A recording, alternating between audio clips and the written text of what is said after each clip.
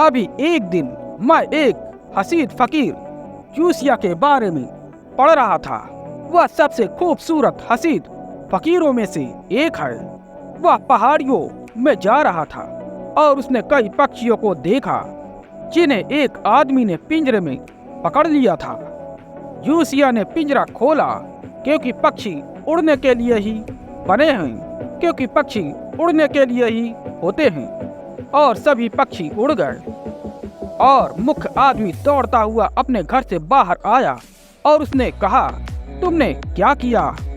और जूसिया ने कहा, पक्षी उड़ने के लिए ही बने हैं, देखो वो पंखों पर कितने सुंदर लग रहे हैं। लेकिन उस आदमी ने अन्यथा सोचा। उसने जूसिया को खूब पीटा। उसके पूरे दिन का काम नष्ट हो गया था और वह बाजार जाकर पक्षियों को बेचने की आशा कर रहा था और बहुत सारे काम करने थे। और अब जूसिया ने सब कुछ नष्ट कर दिया था। उसने उसे बहुत अच्छी पिटाई की, लेकिन जूसिया हंस रहा था और जूसिया आनंद ले रहा था और वह उसे पीट रहा था। फिर उसने सोचा कि यह आदमी जरूर पागल होगा और जूसिया चलने लगा। जब उस आदमी ने पूरा काम कर लिया तो जूसिया ने पूछा, क्या तुमने यह कर लिया है या तुम थोड़ा और करना चाहोगे? क्या आपका काम समाप्त हो गया? क्योंकि अब मुझे जाना होगा। वह आदमी जवाब नहीं दे सका। क्या जवाब देता? यह आदमी बिल्कुल पागल था और जूसिया ने गाना गाना शुरू कर दिया।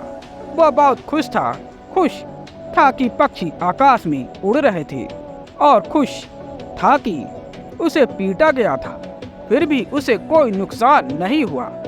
खुश था कि वह इसे उपहार के रूप में प्राप्त कर सका। खुश था कि वह अभी भी भगवान को धन्यवाद दे सकता था। कोई शिकायत नहीं थी। अब उसने स्थिति की पूरी गुणवत्ता बदल दी थी। यह सीखना होगा। धीरे धीरे आदमी को इतना व्यापक हो जाना है कि सब स्वीकार हो जाए। हाँ, मृत्यु भी तभी गीत फूटता है। हाँ, अंधकार भी तभी प्रकाश आता है। जिस क्षण आपने रात को पूरी तरह से स्वीकार कर लिया है और सुबह की कोई तलाश या लालसा नहीं है। सुबह आ गई या इसी तरह आता है। यही इसके आने का तरीका है।